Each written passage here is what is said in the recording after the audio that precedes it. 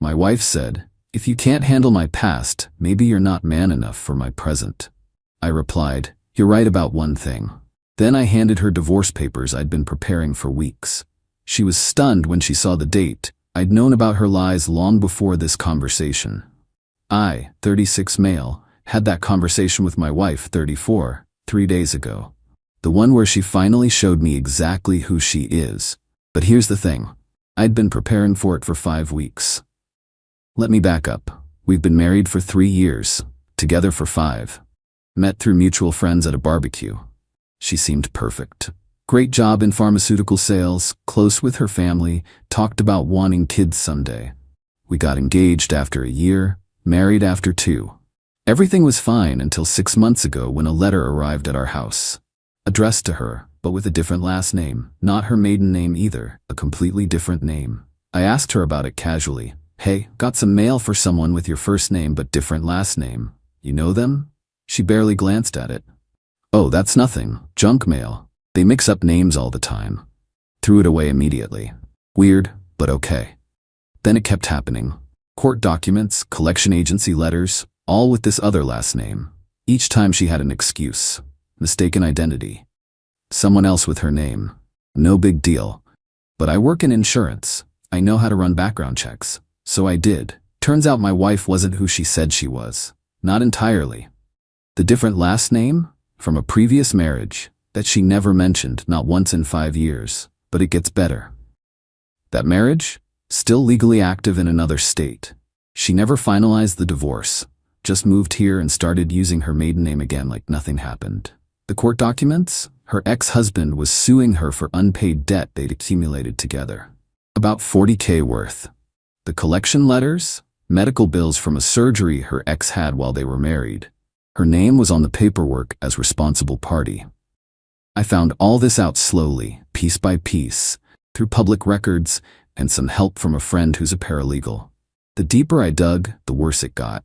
She'd lied about her education, said she had a master's degree, actually dropped out senior year of undergrad. Lied about her previous job experience. She'd been fired from 2 positions for falsifying sales numbers. Lied about her family being supportive when really they'd cut her off after she stole from her own mother. Every single thing I thought I knew about her past was a lie, or a severe modification of the truth. I confronted her once, about a month ago. Showed her the marriage certificate I'd found. Asked her directly if she'd been married before. That's ancient history. It doesn't matter now. Why are you digging into my past? Don't you trust me? It matters because you never told me. Because men like you can't handle when women have complicated pasts. You want some perfect little princess with no history. No, I want honesty. Well, I'm sorry I'm not perfect. Maybe if you weren't so judgmental, I would have felt safe telling you. Turned it around on me. Made me the bad guy for wanting to know who I actually married. That's when I called a lawyer, started documenting everything, prepared divorce papers, got my finances in order, moved important documents to my office, and I waited. 3 days ago, she came home from a work trip, which I'm 90% sure was actually a trip to see her ex-husband about the lawsuit. I asked how it went. "Fine, stop interrogating me. I'm just asking about your day. You're always suspicious of everything. It's exhausting. Maybe I wouldn't be suspicious if you were honest." And there it was, the line that I'll remember forever. "If you can't handle my past, maybe you're not man enough for my present." I actually smiled. "You're right about one thing." Walked to my office, came back with a folder, set it in front of her. "What's this?" "Divorce papers, filed 5 weeks ago. Court dates in 3 weeks. Her face went white. She opened the folder, saw the filing date. 5 weeks? But that was before before you accused me of not being man enough. Yeah, I found out about your previous marriage 2 months ago. Found out about all of it.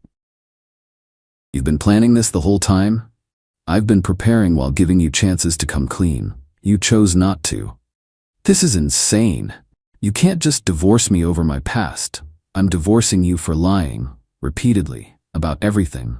Your marriage, your debts, your education, your job history. You built our entire relationship on lies." She started crying. "I can explain all of it. Just let me explain." "You had 5 years to explain. You chose to lie instead. You're really going to throw away 3 years of marriage over this? You threw it away when you married me while still legally married to someone else, which, by the way, might be bigamy depending on how the courts look at it. That stopped her cold. She hadn't thought of that. I need you to move out by the end of the month. The house is in my name, purchased before we married. My lawyer says I'm not obligated to let you stay. Where am I supposed to go? Maybe your husband can help you figure it out. I left her sitting there with the papers.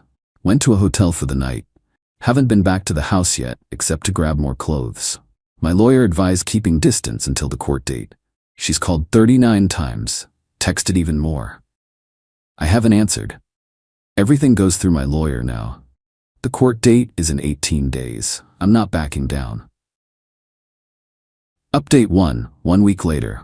It's been a week since I served the papers. Things have escalated in exactly the ways my lawyer predicted they would. Day 1 to 3, the love bombing. First came the apology texts, hundreds of them. How sorry she was, how she'd change, how she panicked about telling me because she loved me so much and was afraid of losing me. Then the promises. She'd go to therapy, she'd fix everything. She'd be completely honest from now on. She'd pay off all her debts, she'd finalize her divorce, anything I wanted. When I didn't respond, the texts changed tone. You're being cruel and heartless. I deserve a chance to explain face to face. A real man would at least hear me out. Still didn't respond. My lawyer's advice, document everything, but don't engage. Day 4, the family arrives. Her mother and sister showed up at my office. Security called me to come down because they were causing a scene. Found them in the lobby. Her mother was crying. Sister looked pissed. Her mother, please, you have to give her another chance. She's not a bad person. Me, ma'am, your daughter is legally married to 2 people simultaneously. That makes her either a bigamist or a liar who never properly divorced. Either way, not someone I want to stay married to. Her sister, you're being dramatic. Lots of people mess up paperwork during divorces. And lots of people tell their new partners about their previous marriages. She chose not to. Her mother, she was protecting herself. Her first marriage was abusive. That was new information. If true, I'd feel terrible. But, me. Then why did she never mention it? Why lie about everything else too? Her education, her job history, stealing from you? Her mother's face changed. She told you about that? She didn't. I found out. Silence. Her sister tried a different angle. Look, we know she's messed up, but she loves you, and you made vows. Me. Vows based on lies aren't binding. We're done here. Please don't come to my workplace again. Security escorted them out. My boss was actually pretty understanding when I explained, said to let him know if there were any more disruptions. Day 5 to 6. The smear campaign begins. She created a narrative on her social media. I don't use those platforms much, but friends started forwarding me screenshots. Going through the hardest time of my life, my husband is divorcing me because I made mistakes in my past that I've grown from. If you've ever been judged for your past, you know how this feels. The comments were split. Some people offered support. Others asked what mistakes she meant. She responded to one, things from a previous relationship that I'd rather not discuss publicly. But apparently some people can't forgive and move forward, making herself the victim. Classic. I didn't post anything. My lawyer advised against it. Don't engage in social media battles. It looks petty and can hurt your case. But my friends knew the truth. They started commenting. Nothing detailed, just, that's not the whole story. Maybe tell them what you actually did. She deleted those comments and made her posts friends only. Day 7. The financial desperation. Got a call from my bank. Someone tried to access our joint checking account and transfer all the money to a personal account. We'd had separate accounts for most expenses, but kept a joint one for household bills. About $8,000 in it at the time. The bank flagged it as suspicious because the transfer request came from a device that had never accessed the account before. Her work laptop. I immediately went to the bank, showed them the divorce papers, asked to freeze the account. We can't freeze it without a court order since both names are on it. Fine, I want to withdraw all of it. Is that legal? They checked. Yes, either party can withdraw from a joint account. I withdrew all $8,000 in cash. Deposited it in my personal account at a different bank. Petty? Maybe, but legal. 2 hours later, she called from her mother's phone, I blocked her number. Answered because I didn't recognize it. You stole from me. No, I withdrew my money from a joint account, which you tried to do first. That was our household money. Was, past tense, we don't have a household anymore. You're supposed to be moving out. I can't afford to move out. You took all the money. You have a job. Use your paycheck.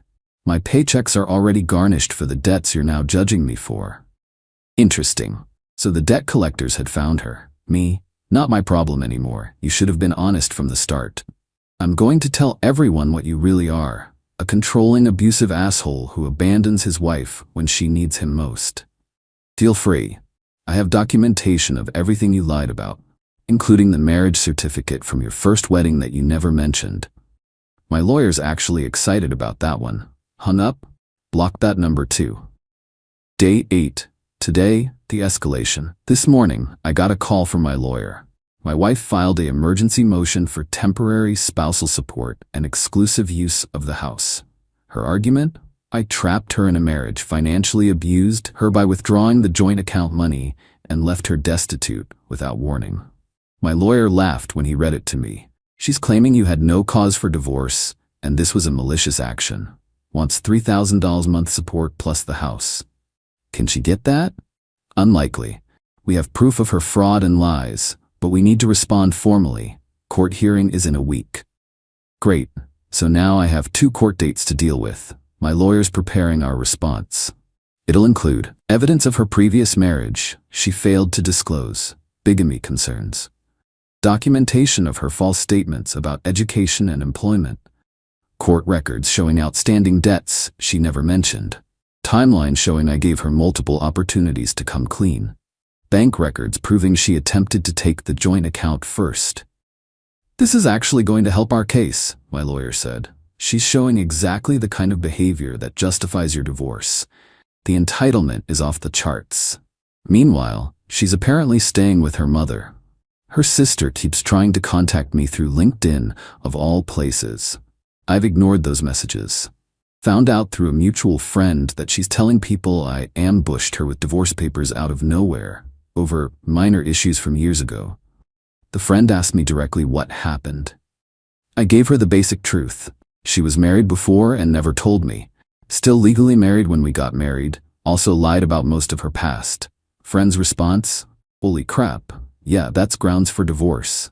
Apparently word is spreading in our social circle. Good. Let the truth come out. The court hearing for her motion is in 6 days. The actual divorce proceedings are in 11 days. I'm not backing down. She had years to be honest. She chose lies. Now she gets to deal with the consequences. Update 2. 2 weeks later, the court hearings happened.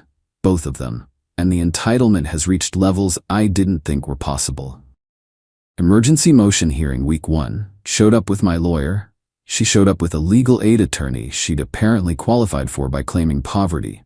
Her lawyer looked tired, probably dealing with a difficult client. The judge asked her to explain her emergency motion. Her lawyer, Your Honor, my client was suddenly served with divorce papers without warning. Her husband drained their joint bank account, leaving her with no resources. She needs temporary support to survive while this case proceeds. My lawyer stood. Your Honor, may I present evidence that disputes this narrative? Proceeded to lay it out.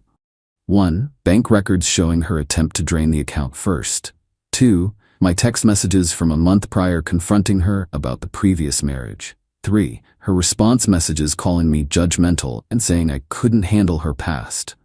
4. Timeline showing she'd had 4 weeks to prepare since being served. Judge reviewed everything.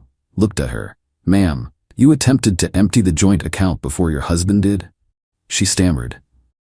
I needed to secure funds because I knew he was planning to leave me with nothing. Judge, but he only withdrew the money after your attempt was flagged by the bank? Yes, but... And you were served papers 4 weeks ago, giving you time to make arrangements? Her lawyer jumped in. Your Honor, my client has substantial debts and debts from a previous marriage she failed to disclose to her current husband? Her lawyer looked confused. Clearly she hadn't told him everything. My lawyer helpfully provided the marriage certificate from her first marriage, and the court documents showing she'd never filed for divorce. Judge's face hardened. Ma'am, are you currently legally married to two people? It's complicated. The first marriage was years ago. I thought it was over. Thought it was over is not the same as legally divorced. Do you have divorce papers from your first marriage? No, but then you may have committed bigamy when you married the petitioner. Her lawyer started whispering urgently to her. She looked pale. Judge, emergency motion for spousal support and exclusive use of home is denied. The petitioner owns the home solely purchased before the marriage. As for support, given the circumstances of fraud and potential bigamy, I see no basis for emergency relief. Regular divorce proceedings will address this. Next case. She tried to argue. Judge shut it down. We left. In the hallway, she cornered me. Her lawyer tried to hold her back, but she shook him off. You're destroying my life. You destroyed it yourself. Everyone thinks I'm a terrible person now. Maybe because you did terrible things. I made mistakes. I'm human. Mistakes are accidental. Lies are choices. You made choices every day for 5 years. Her lawyer pulled her away before security got involved. Divorce hearing week 2. This was the big one. Final hearing to dissolve the marriage. She'd apparently fired the legal aid attorney and hired a private lawyer. No idea where she got the money. Maybe her mother? New lawyer was aggressive from the start. Tried to paint me as controlling, suspicious, invasive of privacy. My client had a difficult past she wasn't ready to discuss. The petitioner invaded her privacy by running background checks and digging into sealed records. My lawyer. Her previous marriage was not sealed. It's public record, as are the outstanding lawsuits against her. Her lawyer. Regardless, my client deserves a share of marital assets.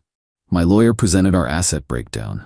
House, purchased by me 2 years before we met, solely in my name. Car, mine, purchased before marriage.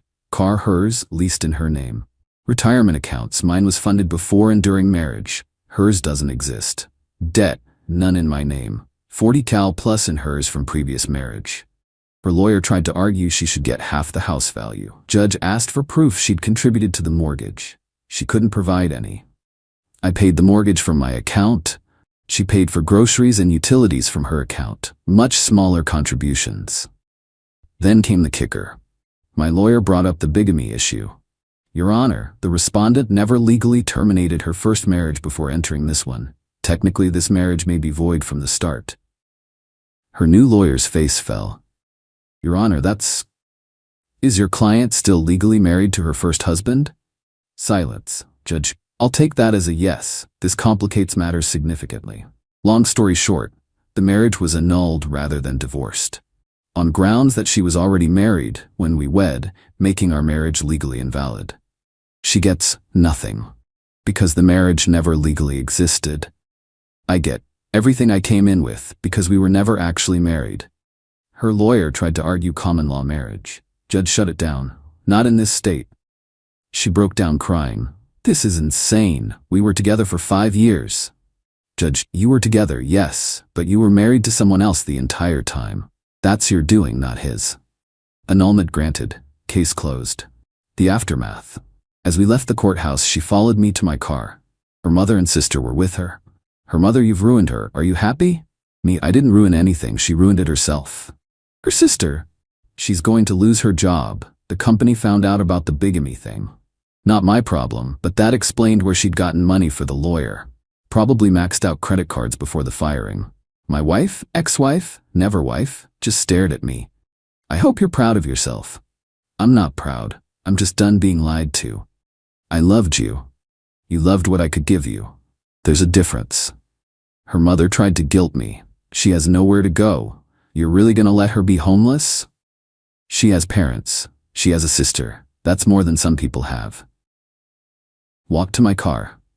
They didn't follow. The fallout. Got a few messages from mutual friends. Most were supportive once they heard the full story. A few tried the "everyone makes mistakes" line. I blocked those. One message stood out. From her first husband. Hey man, heard what happened. Sorry you got caught up in her mess. She did the same thing to me. Lies about everything. Just ghosted one day. I've been trying to serve her divorce papers for 2 years. Her family kept hiding her. If you have a current address, can you share it? My lawyer needs it. I gave him her mother's address. Figure he deserves closure too. Financially, I came out fine. The annulment means no asset division. The joint account money is mine since we were never legally married. Her debts stay her debts. Emotionally, exhausted, angry, relieved, all at once.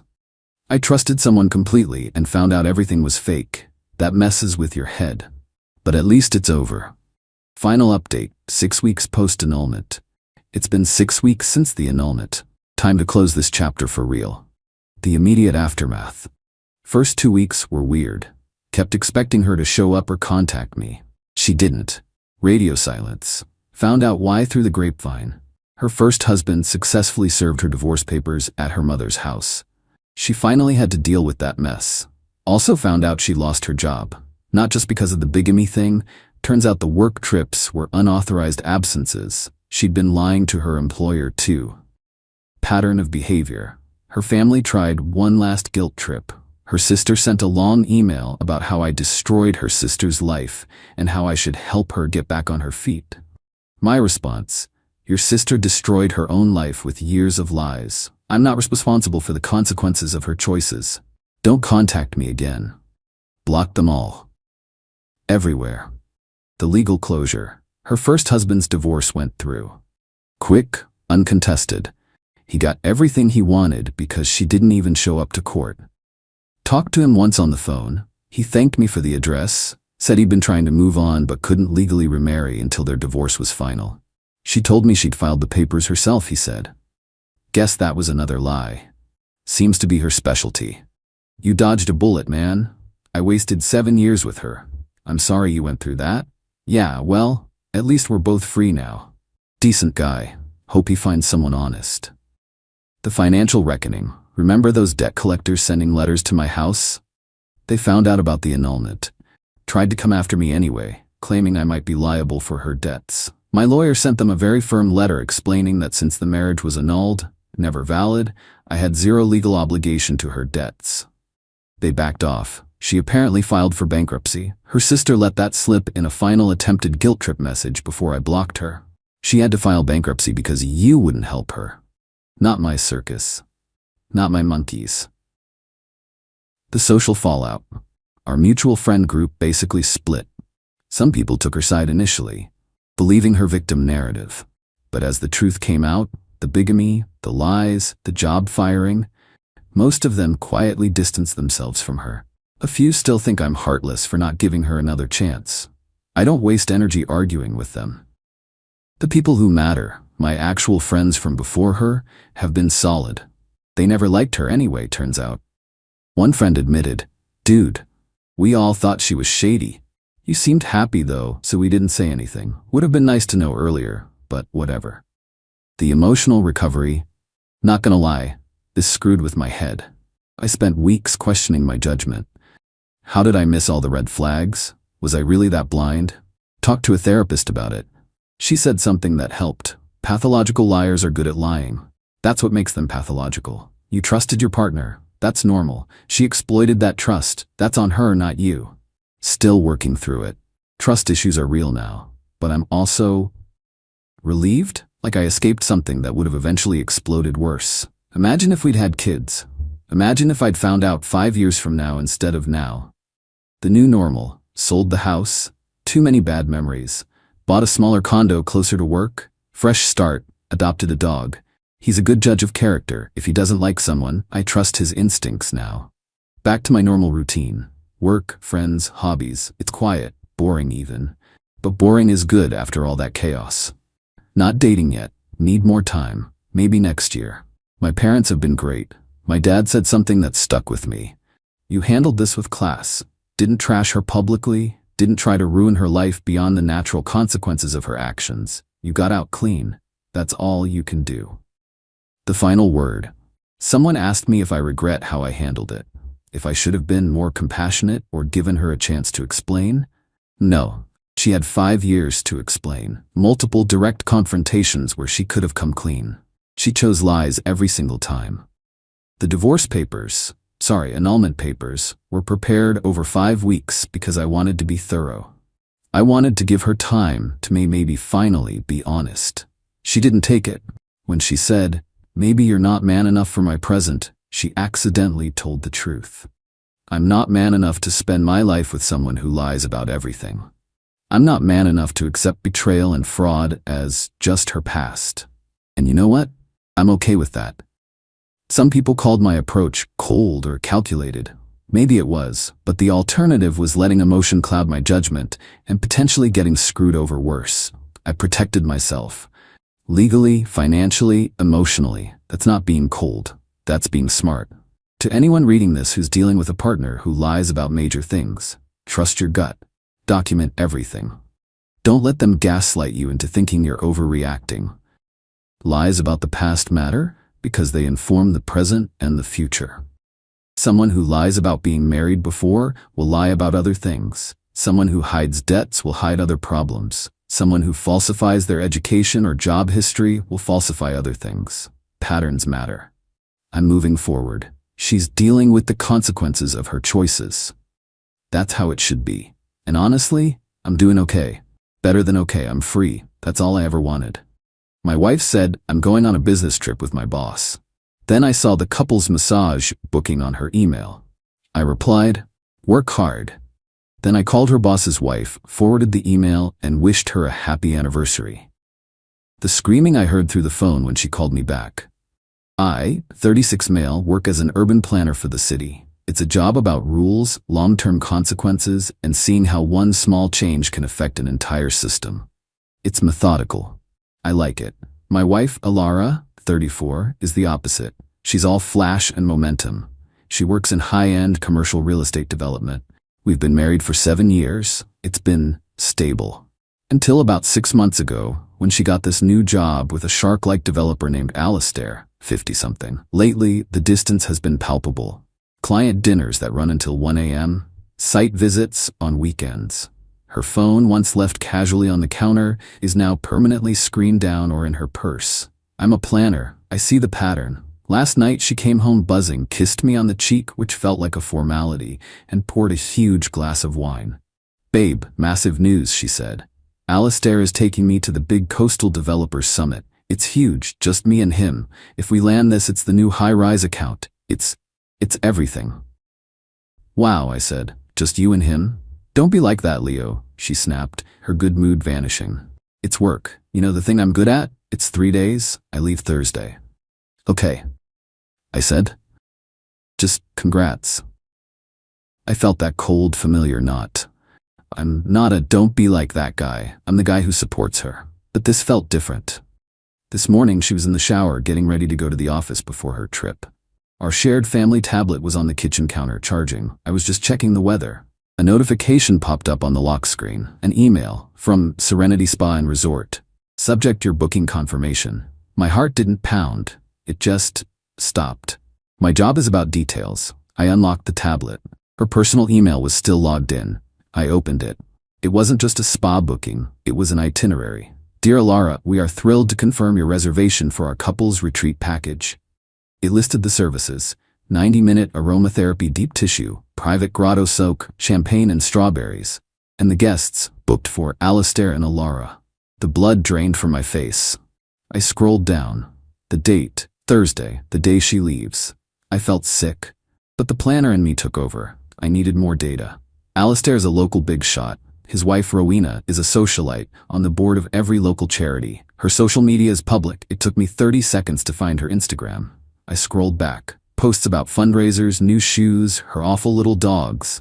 And then exactly 1 year ago, a post. "Happy 20th anniversary to my rock, Alistair. He's whisking me away. I'm the luckiest woman alive. Can't wait for 21. The date of the post, 2 days before their trip. The date of the couple's retreat booking, their 21st anniversary. My wife isn't just sleeping with her boss. She's his anniversary present to himself. I felt a sudden strange calm.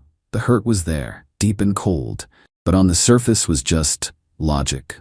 A problem to be solved. A system that needed correction. Alara came out of the bathroom wrapped in a towel. "Hey, can you iron my silk blouse, the one I need for the summit dinner?" she asked. I just nodded. "Sure." While the iron heated up, I sent her a text, even though she was in the next room. Me. "Trip sounds intense. Work hard. XO?" She glanced at her phone and smiled. "Thanks, babe. You're the best." 9:15 a.m. Alara left for the office. I found the website for Rowena's main charity. Her contact info was right there on the board members page, an assistant's email and her direct line. I forwarded the Serenity Spa email confirmation to my own account. Then I forwarded it to Rowena. Subject, Happy Anniversary. Rowena, this is Leo, Alara's husband. I believe our spouses are collaborating on a special project for your anniversary. You should see this confirmation. I believe it's for this Thursday. All the best, Leo. I hit send. 9:30 a.m. I called the best, most ruthless divorce lawyer in the city, the one who handled my colleague's nightmare separation. Hello, I need to book an emergency consultation. Today, my wife is having an affair with her boss and I just sent the proof to his wife. A pause. Mr. Leo, can you be here at 11 a.m.? 10. My phone rang. An unknown number. I let it ring. A minute later, my actual phone rang. Alara. I answered. I put it on speaker. It wasn't her voice I heard first. It was screaming. A woman's voice, pure operatic rage. I will ruin you. I will end you, Alistair. You're done. Then Alara's voice, high-pitched and panicked. Leo, what did you do? What did you do? Hi, Alara. What's wrong? Sounds busy. Rowena is here. Alistair is. What did you send her? My job. Leo, why? I just wished her a happy anniversary, I said, my voice perfectly level. Isn't that what you're supposed to do? You two were getting a couple's massage for it. I heard a sound, a gasp, then a sob. You bastard. You spied on me. Your itinerary popped up on the tablet, Alara. You booked an anniversary getaway with another woman's husband. I just forwarded the mail. The screaming in the background got closer. I heard Rowena, clear as day. Get her out. Get her out of my building. Leo, please. You have to fix this. Call her. Tell her it was a mix-up. A team building. Leo, I'm going to be fired. That sounds like a natural consequence, Alara. You've ruined my life. No, I said, grabbing my keys to go see the lawyer. You did. I just sent the receipts. Goodbye. I hung up. The apartment was quiet. I took a deep breath. My hands were shaking. Not from fear, from clarity. The system was in motion. Update 1, it's been 2 weeks. Hell is a word. Nuclear is another. I've been staying at my brother's place since the call, but I had to go back to the house today to meet my lawyer. And unfortunately, Alara was there. The trip was, of course, instantly canceled. Alara was, as predicted, fired. Or as her termination letter apparently put it, her position was eliminated, effective immediately, due to corporate restructuring. I guess Rowena is on the company's board, family money, of course. And that restructuring was swift. Alistair was also fired, canned, booted, pursuing other opportunities. Rowena, I hear, is divorcing him and has already had his assets frozen. She does not play. But my problem isn't Rowena, it's Alara. I went to the house with my lawyer, as agreed, to assess the property. We've been married 7 years. The house is mine. I bought it 5 years before we even met. It's a premarital asset. My name is the only one on the deed. I thought this would be simple. I was wrong. We walked in, and she was sitting on the sofa surrounded by packing tape and empty wine bottles. She looked terrible. But the moment she saw me, her eyes went from dead to pure venom. There he is, she's standing up. The man. The little spy who ruined my life. Alara, I said, tired. We're here with my lawyer, Mr. Graves, to discuss the path forward. The path forward? She laughed. A high, ugly sound.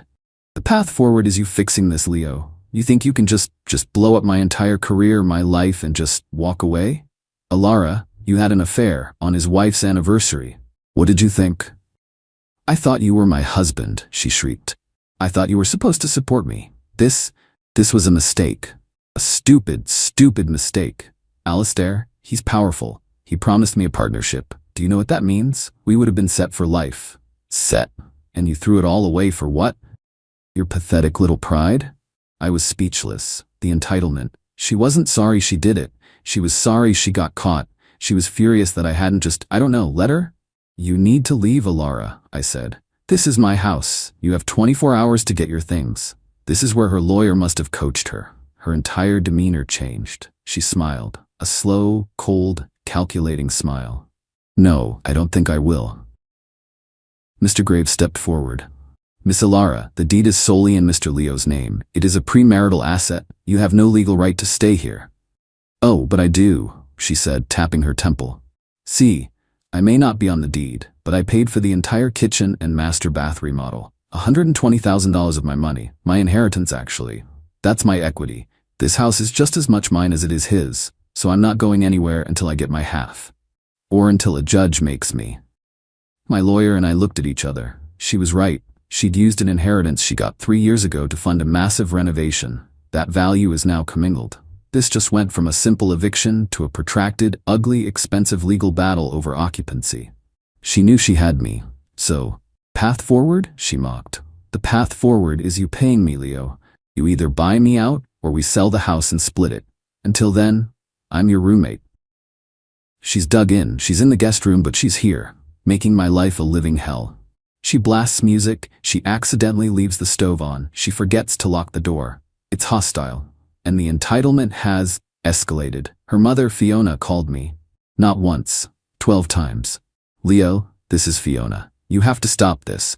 You are destroying her. She was trapped, Leo. A man like Alistair, you don't say no to him. She's a victim here. You're supposed to be her protector, and you fed her to the wolves. What kind of man does that? Fiona, she booked a couples massage, I said for the 4th time. She wasn't trapped. She was packing silk blouses. You are a cold, cold man, she hissed and hung up. So now I'm in a legal stalemate. I can't get her out without a court order, and that takes time. She's in my house, actively hostile, demanding her half of my property. My lawyer is filing for an emergency order of exclusive occupancy, citing her infidelity and creation of a hostile environment, but it's not a slam dunk. While I was there, I noticed her eyeing something. On my office wall, I have a set of original architectural drawings. They were my grandfather's. They're my artifact. They're the most valuable thing I own, not in money, but in sentiment. She looked right at them, then at me, and smiled. I always did love these. I'm moving them to a safe deposit box tomorrow. This is just the beginning. Final update. It's over. It's finally, truly over. The past 2 months have been a masterclass in legal maneuvering and human ugliness. The roommate situation became untenable. I moved back to my brother's. I refused to be in that house with her. My lawyer and I decided to let the legal process play out. We had the hearing for the exclusive occupancy. We lost. The judge, a woman who seemed exhausted by the whole thing, ruled that since Alara had a significant, demonstrable financial stake in the property, the $120,000 remodel, I couldn't just kick her out without a final divorce decree. She was ordered to stay in the guest wing, me and the master, if I chose. But we were legally stuck. Alara was smug. She thought she'd won. She thought she could drag this out for a year, bleed me dry in legal fees, and force a sale of the house. She saw this as weakness. So she escalated. This is where the dirty trick comes in. This is where she overplayed her hand so badly it cost her everything. I had, as promised, moved my grandfather's drawings to a bank vault. I'm not an idiot, but I'd forgotten about something else. In my office, in a flat file cabinet, were my own professional portfolios. Years of my work, renderings, plans, conceptual designs for city projects. Not valuable in a monetary sense, but they were my career. My professional history. I had to go to the house to retrieve them for a job interview. I'm looking at a new position in the private sector, far away from all this. I walked into my office. Alara was at work, or job hunting as she claimed. I opened the flat file. Empty. Every single portfolio. Gone. I felt that same coldness from the day I found the email. I have a small, motion-activated security camera in my office. I installed it after she forgot to lock the front door. I checked the footage from the day before. There she was. Clear as day. Alara, in a business suit, carefully and methodically emptying my file cabinet, stacking my portfolios and carrying them out to her car. She didn't look angry. She looked efficient. This wasn't an act of passion. This was calculated leverage. She was going to hold my career hostage. I didn't call her. I didn't text. I called my lawyer, Mr. Graves. She did it. She stole my portfolios. I have it on video. I heard him take a sharp breath. Leo, send me that file. Now, do not engage with her. At all. The revenge, it was beautiful. And it wasn't even my idea, it was his. What Alara didn't know is that theft of property during divorce proceedings is not just bad faith. It's criminal contempt of court. And in our state, trade secrets or professional works are valued very highly. Mr. Graves filed an emergency motion. Not just for occupancy, for contempt and theft. We were in front of the same judge 48 hours later. Alara was there with her lawyer, looking confused. She clearly thought this was about something boring, like discovery. The judge, Mr. Graves, this is an unscheduled motion. This had better be good. It is, Your Honor, Graves said, his voice like ice. 2 days ago, the defendant, in clear violation of the automatic temporary restraining orders that prevent the removal or hiding of assets, entered my client's private office and stole his professional portfolios containing his entire career's worth of work. We have a video. He played it on the courtroom monitor, the entire 10-minute clip, Alara methodically, calmly stealing. Alara's lawyer looked at her. His face went white. I heard him whisper, "What did you do?" Alara was staring at the screen, her mouth open. The judge was livid. She took off her glasses. "Miss Alara," she said, her voice dangerously quiet. "You came into my courtroom 2 weeks ago claiming you were a victim, claiming you needed the protection of this court to keep your home. And then, you did this? You committed theft of your husband's professional property?" I was just moving them for safekeeping," Alara stammered. "Safekeeping? In your car?" The judge roared. "You lied to my face. This is an act of breathtaking bad faith. This is criminal." The consequences. Oh, they were so sweet. The House. The judge reversed her previous ruling on the spot. Motion for exclusive occupancy is granted, effective immediately. Miss Alara, you will vacate the premises by 5 p.m. today. You are to be escorted by a sheriff's deputy to retrieve your personal clothing, and only your personal clothing and the stolen property, which you will return to Mr. Leo now. The theft. Alara was found in criminal contempt. She was fined $10,000. The divorce. The judge was so incensed by Alara's bad faith actions that it poisoned the entire case. Alara's claim for spousal support? Denied. Completely. The judge ruled that her attempt to financially sabotage her husband proved she was not arguing in good faith. The equity. This is the best part. Her $120,000 in the kitchen was still her equity. That's law. But the judge ordered that her $10,000 contempt fine and 100% of my legal fees from the date of the theft onward were to be paid directly from her share of the equity. The final tally. The divorce was finalized last week. Alistair and Rowena heard the grapevine. Their divorce is final. Rowena, who sits on the board, tore his reputation to shreds. He's unemployable in this city. He lost his houses, his cars, everything. Alara, she got her check. The $120,000 equity, minus the $10,000 fine, minus $35,000 for my legal fees. Mr. Graves is not cheap. She walked away with $75,000, no job, no house, no spousal support, and a contempt of court on her record. She's living with her mother, Fiona? I'm told it's tense. I'm out $75,000, which stings. But it's just money. I have my house. It's quiet. I have my portfolios back. I have my grandfather's drawings, which I just hung back on my office wall. I didn't have to ruin her career. Rowena did that. I didn't have to destroy her finances. The judge did that. I didn't have to prove she was a liar. She did that on camera. She thought she was a shark, but she was just a parasite. She tried to hold my life hostage for leverage. All I did was send one email, and then I let the system she disdained so much just work. It was, as I told my lawyer, a logical consequence.